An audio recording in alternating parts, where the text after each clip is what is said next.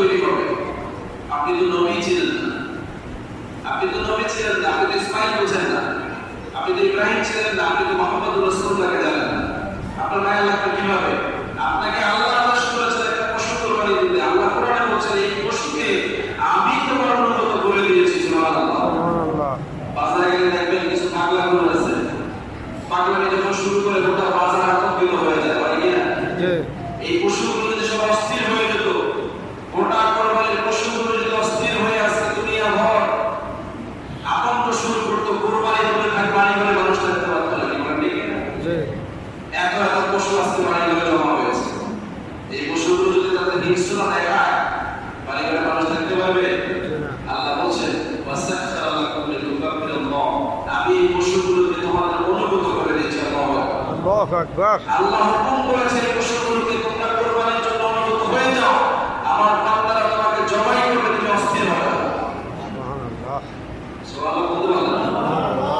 যেভাবে আল্লাহ রাব্বুল আলামিন হযরত ইসমাঈল আলাইহিস সালামকে এই মনোভাব দিয়েছিলেন, যখন ইব্রাহিম নবী তাকে জবাই করবার জন্য নিয়ে গেলেন, বিনার প্রান্তরে শুইয়ে দিলেন, শোয়ার পরে তার মনে হলো যে তার গলায় যখন ছুরি চালাবেন তার মায়া লাগবে।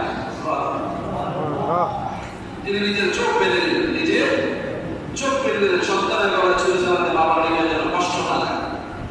এবার তিনি চিন্তা করলেন যে সন্তানকে জবাই করবেন, সন্তানটা কষ্ট পাবে, সে তো চিৎকার করবে, হাত পা ছুড়বেন। তাকে বললেন, বাবা আমি স্বপ্নে দেখেছি আল্লাহ আমাকে নির্দেশনা দিয়েছেন, সেই নির্দেশনা অনুযায়ী আমি তোমাকে আল্লাহর রাস্তায় কোরবানি করছি।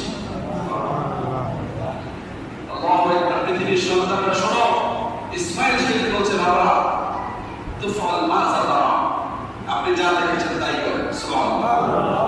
আমাকে আপনি দেখবেন সাতাজিদুনি ইনশাআল্লাহ, আমি আল্লাহর রহমতে আল্লাহ চাহে তো আপনি ধৈর্যশীলদের মধ্যে থাকবেন। সুবহানাল্লাহ। আল্লাহু আকবার। আপনার ধৈর্য কোথায়? আপনি আপনার সন্তান কোরবানি দিতে গেলে দেখবেন আপনার